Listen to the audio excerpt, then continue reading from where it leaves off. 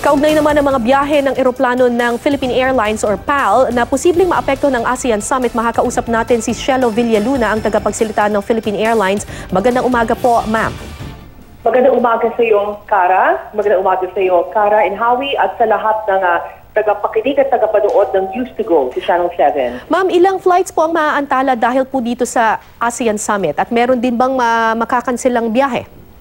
Okay, at the moment, Kara, meron po tayong 86 na flights na maaring apektado. Pag sinabi po natin apektado, ito lamang ay delays. No? These are negligible delays as far as departures and arrivals are concerned. No? Of the 86 flights, this involves 35 possible flight departure delays and 51 possible flight arrival delays. No? So this covers both domestic and international flights. Pero ito ay covered by certain periods throughout the day during which the no-fly zone will be carried out. So hindi po ito throughout the day, Kara. Yeah. These are just specific periods within the day. At delays lang po, hindi po cancellations?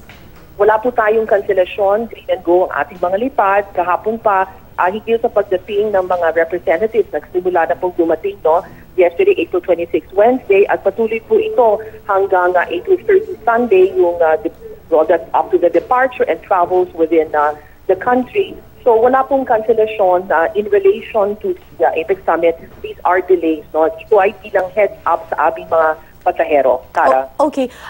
Yung Cebu Pacific po, ma'am, ay nagbigay na ng abiso sa kanilang mga pasahero na dapat agahan daw yung pagpunta sa airport dahil mas mahigpit daw ang security situation doon, ang mga security checks ngayon.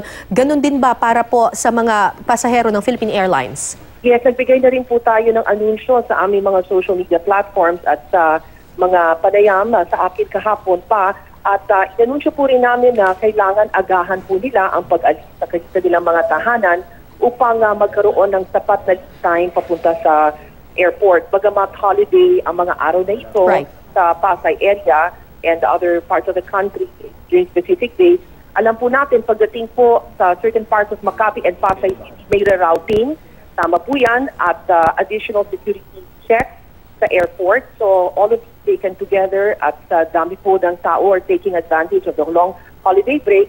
Tama po yan, yung abiso na magbigay ng sapat na oras in traveling to the airport. Okay, usually ma'am, kapag domestic flight lang 1 hour before your flight at kapag international flight 2 to 3 hours, ganun pa rin po ba ma'am ang abiso ninyo or mas magandang mas maaga pa sila sa airport, lalo na dun sa mga dadaan pa sa immigration counters?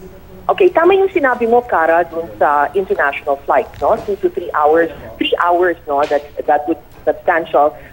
As far as domestic flights are concerned, let us make it 2 hours beforehand, no? Para from the check-in to the immigration, from the check-in and all the way to the departure board gate. They have enough time. Maraming salamat po sa inyo, Shelo Villaluna, tagapagsalita ng Philippine Airlines. Thank you.